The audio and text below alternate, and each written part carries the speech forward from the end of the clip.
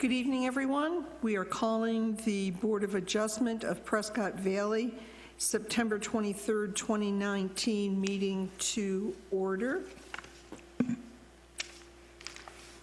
For the information of the public, the Board of Adjustment is an impartial body made up of residents of the town of Prescott Valley who volunteer their time and efforts and are guided by state and local rules and regulations.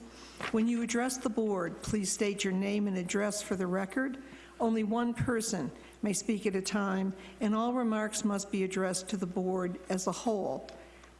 The chair recognizes staff members present for the town, Fernando Gonzalez, Code Enforcement Supervisor, Christy Jones, Administrative Support Personnel. Ms. Jones, would you call the roll, please? Member Brower? Present. Member Van Bonin? Present. Member Corrigan? Present. Vice Chairperson Johnson? Present. Chairperson Shimon? Present. I ask for any changes or modifications to the August 26th, 2019 meeting of the Prescott Valley Board of Adjustment. None being offered, I call for a motion to approve the minutes as submitted. I'll make a motion to approve the minutes. May I have a second? Second. May we have a voice call vote? Member Brower? Abstain. Member Van Bonin? Aye. Member Corrigan? Aye. Vice Chairperson Johnson? Aye. Chairperson Shimon? Aye. Are there any announcements from staff or board members?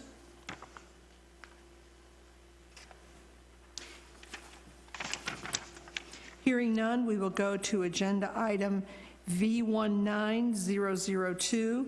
Upon the application of Thomas Marty, owner, a request for a variance per section 1326.040D1 of the Town of Prescott Valley zoning ordinance in order to allow a fence to be installed in the required landscape border 1 foot from the property line.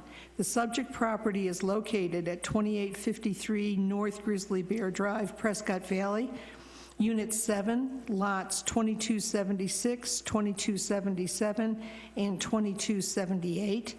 APN numbers 103-26525A and Prescott Valley Unit 14, lot 4243, APN 103-26524A. May we have the staff presentation, please? Madam Chair, members, the subject property is located in a C2 commercial zoning district. This district is intended to provide accommodations for retail and service establishments beyond the immediate residential neighborhoods. The C2 zoning district, under section 1314.070 landscaping, specifically says that the provisions in chapter 1326 shall apply. Now, Chapter 1326 are our site development standards, and Town Code 1326.040D1 states that in all cases, there shall be at least a 10-foot wide landscaping border running continuous and contiguously with each street. The only exception being multifamily R2 zoning, which only requires a 7-foot setback or landscaping border along the front. The previous owners of subject property were aware of this issue. They were working with the town in order to comply with some of these standards. Unfortunately, circumstances beyond their control didn't allow them to finish, and the property was sold to the applicant. The applicant and I have met also on the property and were made aware or advised of the standards that are required, not only of these, but other standards as well. And they requested a variance in regards to this. It is important to note that the applicant also talked about some easements going across the property, and it is common to have easements through properties in order to service other lots or other properties throughout the community.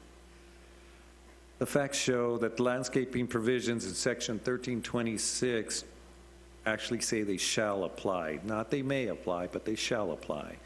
to the C2 zoning district. The landscaping provisions in section 1326 says that at least a minimum of 10 feet wide of landscaping border running continuous with each street is required, excuse me.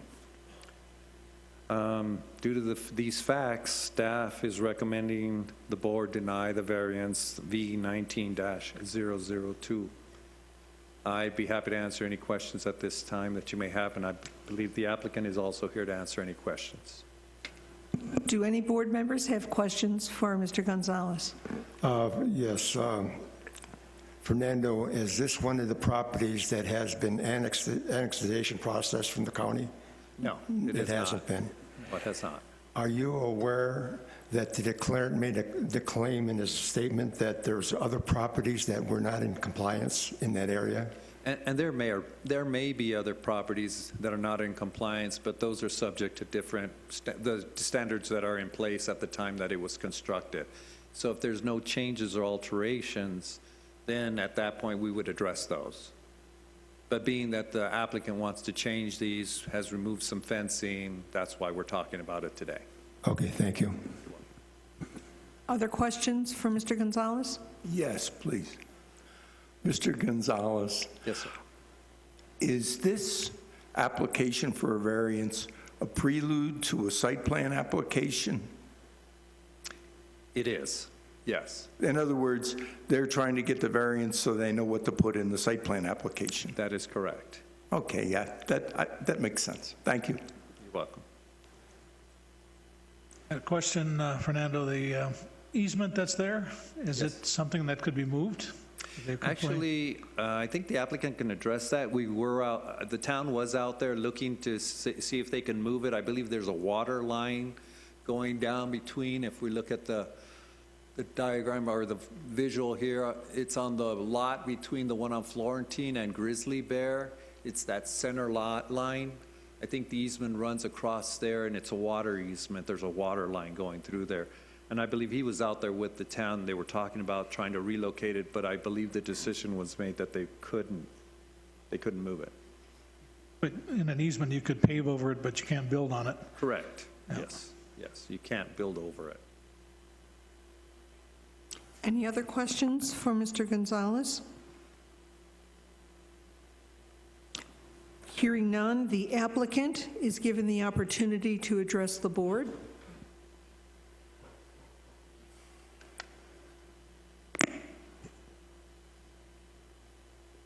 My name's Tom Marty. We've been here like 30 years, and this property is like an eyesore. I don't know if you guys seen it over there. It does have a fence up right now that I'd like to replace, but Fernando said that I have to move it in 10 feet, and that takes too much from the property. I can't do it. It takes away from the property itself if I do 10 feet on 3 sides of the property. And there's multiple businesses over there that have theirs right where on the property line, and I don't understand why I have to, do that. Before we proceed further, would you be kind enough to state your address for the record?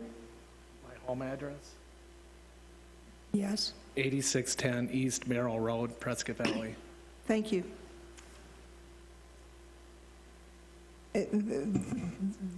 That comment was your comment to the board? What's The that? statement that you made was your comment to the board? Yeah, I just don't understand. I've been here a long time, and all the neighbors and stuff, their fences are right on the property line, but yet they want to take, a lot of property away from me by moving the fence, and it's gonna reflect on what business can be there or anything. All right. I have a question. The chair recognizes Member Johnson. I went out and looked at the property today, and I noticed that the fence already is on the property line, it looks like. Yeah, The fence is in terrible shape. I mean, it's- absolutely. I just want to make it look nicer. it looks really rough, and even in the back, I would think it looked like it was encroaching the easement for the utilities in the back. So That it's, side, they came out already, all the planning and zoning people. That fence there is legal. It's on the sides. it is, okay. It's on the property line, yeah. Okay, so the one on each side of the property is the one you're looking at? Well, Oh, I know it's maybe a hardship, but it's, I mean, the town has adopted ordinances and things, and they want, of course, to look nice, and having a complete property fence with no landscaping doesn't really beautify that area much, especially when there's a nice restaurant across the street. I know, that's why I think the fence would look really nice there. Plus, the one lot that we were talking about, you can't even build on it because there's an easement through it that we thought was dormant, and the city actually came out and found that there really is water under that thing. So it's going to be a parking lot forever. And people just go in and park there if I don't have a fence there. The people from the church across the street go there, and then the restaurant, but I let the restaurant people park over there right now. Thank you. The chair will now ask for comment from the public. Could I? You certainly may. The chair recognizes Member Corrigan. Mr. Marty, what are you, pardon? Marty, M-A-R-T-Y. Yeah, I thought that was what I said. Mr. Marty, what are your plans for this property? It had a U-Haul there for 25 years, and there's a lot of sales tax revenue that you guys get from the city from that. And since I bought the building, they wouldn't let me put the U-Haul in there without complying with this fence issue. They told you actually that you need a site plan, didn't they? No, No? no. It's all about this fence that's holding up the whole property. Okay. well, Otherwise, we'd already be in business. What are you going to do if we deny your application? I don't know, I might try to sell the building, because it's my property, and if they're going to take that much room away from my property, I don't understand how they can do that. Well, that's another issue. You don't have any alternate plans for this property if this application isn't granted? Probably not right now, no. Okay, I don't have any further questions. Mr. Brower, the chair recognizes Member Brower. When did you purchase this property? Is it Roughly recently? 4 months ago, yeah. 4 months ago. Did you purchase it by owner to owner, or was there a real estate company involved? By an owner. It got repossessed from the lady that owned it. Were you aware or made aware of the issues of the previous owner to comply with the Prescott Valley ordinances? Absolutely not. Well, see, something like that in the purchase is a buyer beware. Now, if you went through a real estate company, they would have what they call a disclosure form that had to be filled out by the seller, and made you aware of all issues preceding the sale. Yeah, I understand that. Okay. I'm just asking to put up a 6-foot fence and the way the city wants it to look too on top of it. I just can't put it on the property lines because it'll take away from the property too much. Way too much. Okay. So, in your situation, there's a question about the burden of the responsibility of what has to be done and what can be done, and you're just asking to have a variance to the fact of the regular ordinance with the 10-foot ruling. Absolutely. That's okay. Thank you. I'm still going to do everything else they want. Thank you. Any further questions from members of the board? I would open this item to comment from the public. Is there a member of the public who would like to address the board? Hearing no wish to comment, this item is brought back to the board for closing discussion. Have we comments or matters of discussion from the board? Would you guys like to see some pictures of the property if you have never seen it? I think as required, we have all seen the property, so yes, we're required to go and look. I saw it. Yeah, we've all been to the property, I think, every one of us. The chair would call for a motion.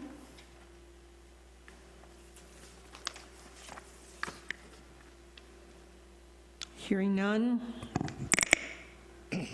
the chair will make a motion based on the finding of fact in the landscaping provision of Article 1326 applying to C2 zoning, I move that the board deny variance V19002. Have I a second? I'm going to second it, and if I might, I'm going to give my reasons for seconding the motion. We are anxious to hear Member Corrigan's reasons. Okay.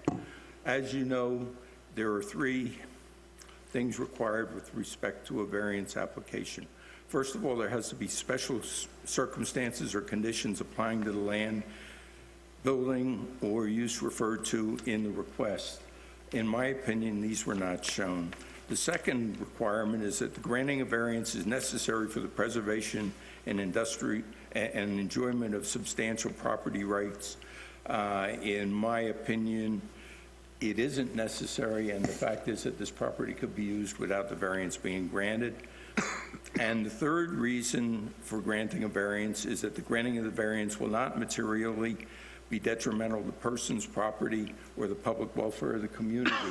And it's my opinion that to not have the setback and the screening would be a detriment to the public.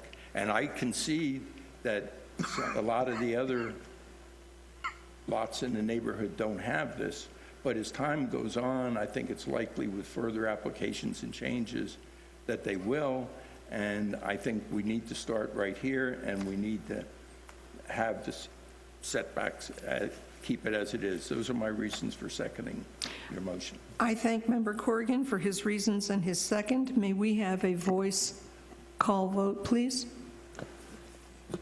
Member Brower? I'm sorry, excuse me one moment. Wait a minute. Would you restate the motion, please?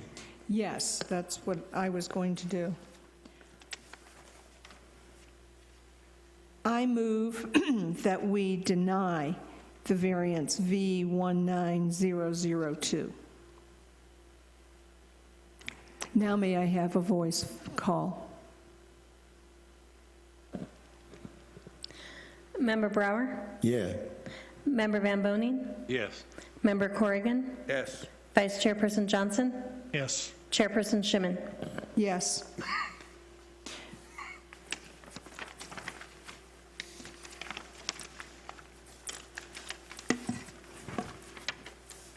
I am asking if there's anyone in the audience who would like to address the board at this time, or if indeed the board has new business. Hearing no one wishing to address the board and no further business being brought forward, I'll accept a motion to adjourn. Move to adjourn. I second that motion. Roll call, please. Member Brower? Yes. Member Van Boning? Yes. Member Corrigan? Yes. Vice Chairperson Johnson? Yes. Chairperson Schimmen? Yes. All right, thanks. The September 23rd, 2019 meeting of the Prescott Valley Board of Adjustment is adjourned.